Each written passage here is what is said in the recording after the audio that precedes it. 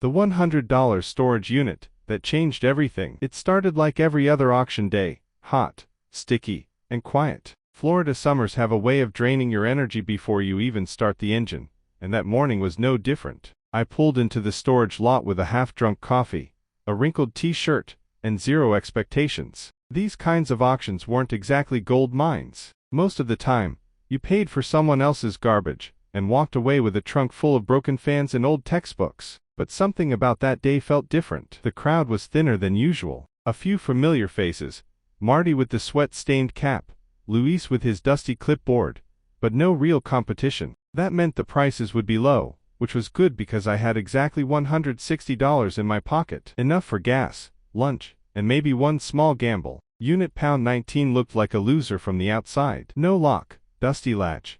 No one really paid it any attention. I peeked in when the auctioneer lifted the door. Just boxes, bags, and what looked like a broken desk. Who wants it? The auctioneer barked. We'll start at 50. 50. Come on, folks. This is a steal. No one moved. Fine. 20. $20. Still silence. I hesitated. I don't know why. Maybe it was instinct. Maybe just boredom. 100, I said. The auctioneer blinked. We have 100. Any advance? No one replied. Going once. Going twice. Sold. Just like that, I owned unit pound 19. I backed my van up to the door, still wondering what the hell I was doing. Most of these units were just junk, but something about the weight of silence in there, the way it smelled, like dry wood and oil, made me think twice. The first few boxes were exactly what I expected: old kitchenware, rotted paperback books, broken toys. Someone's life packed up and forgotten. Then I saw it. In the back corner, hidden under a mildewed tarp and surrounded by dusty crates,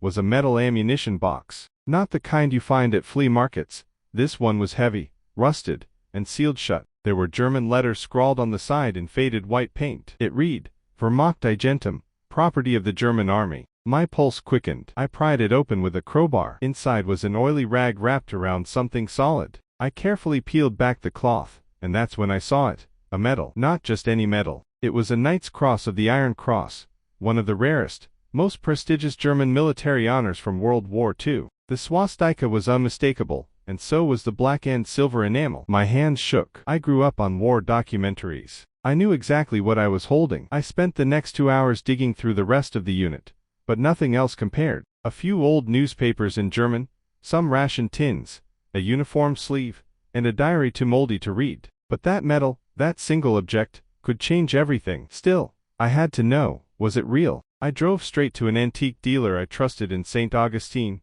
a man named Calvin who specialized in military collectibles. He took one look at the medal and went pale. Where the hell did you get this? He whispered. I told him the story. He didn't speak for a minute. Do you have any idea what this is worth? I shook my head. If it's real, he said slowly, you're sitting on $10, maybe $15,000. Maybe more if the provenance checks out. I left the medal with Calvin and went home shaking. That night, I couldn't sleep. I read everything I could find about the Knight's Cross, its recipients, the history behind it. Only around 7,000 were awarded during the war, and even fewer had survived in good condition. Most were in museums or private collections. 2 days later, Calvin called me back. It's real, he said. Authenticated. Original ribbon. Wartime issue. I was stunned. He even found a collector in Munich who was interested. Someone who'd been searching for that exact variant for years. The offer $27,500. I took it. It was the most money I'd ever made in one sale. Hell, in a year. But more than the money, it was the validation. Years of losing bids, digging through roach-infested couches and soggy photo albums, all of it finally paid off. It reminded me why I started in the first place. The thrill of the unknown. The hope that behind one dusty curtain, one forgotten box, there might be something incredible waiting. And sometimes, all it takes is $100 and a little bit of